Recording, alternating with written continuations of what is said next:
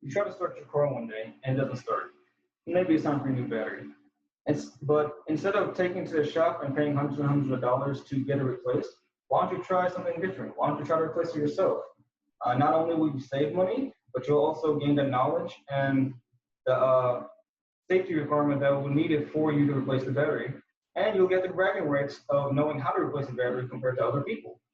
Well, for starters, you probably don't even know where to start or how to begin. So if you ever had that thought, well, today is your lucky day because today I'm going to teach you how to replace a car battery by yourself. A little background story about this topic is I remember I went on a date with a girl about 2 3 years ago. In the middle of the date, her car stopped working.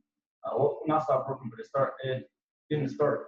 And we both noted that it was possible that the battery had died out. In the midst of also trying to understand what else could have happened, I trying to get a second date.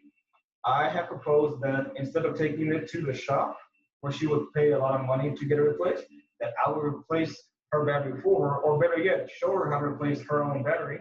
That way, she would gain the knowledge and the skills. She would know in case something like this happened later on in the future. She was surprised, but she also agreed to it later on.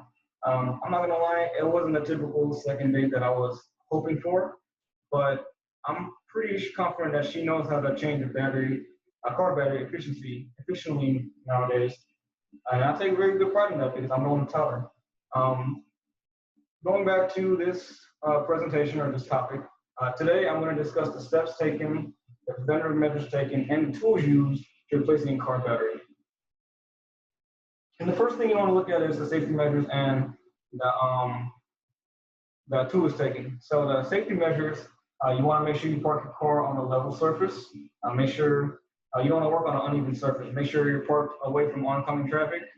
Once you do that, hit the parking brake, pop the hood, and wait for the car to cool down.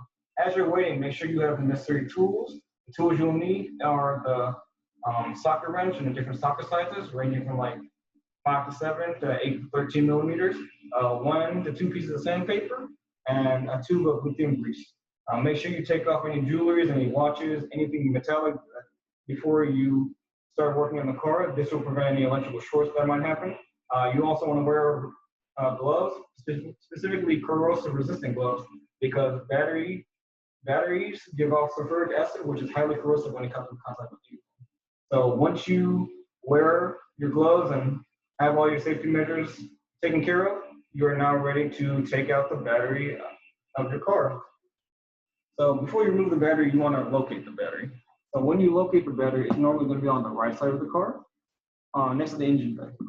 If you can't find your battery, make sure you refer to your owner's manual. A lot of times the battery is covered, or like cars nowadays, there's a plastic covering on top of the battery. So more than likely, if you can't find your battery, you can try that. But if you still can't find your battery, refer to your owner's manual or just look it up online.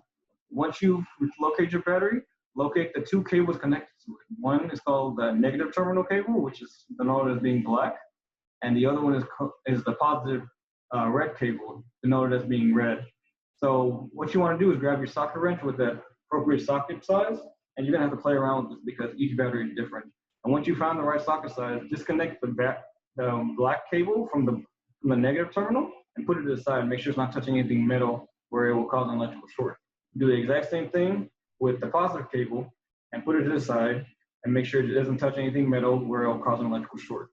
Once you've disconnected the two cables, disconnect the fasteners and connectors from the bottom of the battery, from the bottom of the battery to the battery tray, and then lift up the old battery off the battery tray.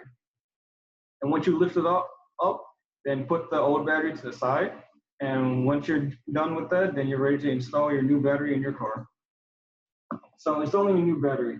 So normally these terminals are going to have corrosive like buildup due to the sulfuric acid hitting atmospheric air, and sometimes they have this layer of buildup that you have, and you don't want to touch it because it's very corrosive.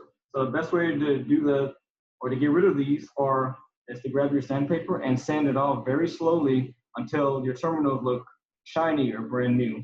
Once you do that, then you can place your new battery into the battery tray, and once you put it on the battery tray, reconnect the fasteners and connectors. on the battery to the tray. And once you do that, apply a layer of lithium grease to the terminals to make sure that this buildup doesn't occur in the future. And once you do that, you can then reconnect the cables in the opposite of what you disconnected them from. So that means you reconnect the positive cable first, the red cable first, and then you then you reconnect the negative cable next. So in conclusion, today we learned how to replace the battery by understanding the basic knowledge of how a battery works. It's a safe and easy method that anyone else can use. I understand that different people follow different methods, but the safety and general rules are universal, meaning a lot of people don't wear corrosion resistant gloves, or a lot of people don't put the lithium grease on the terminals, but the universal rules of like how to disconnect and reconnect the cables, those are universally like, they're not going to change. Like you have to follow those rules in order for your battery to work. All in all, just by knowing how a battery works and how to replace the battery, next time you can take charge by saving some money and taking matters into your own hands before you decide to spend hundreds of dollars on replacing a battery. Okay, thank you for your time and have a good day.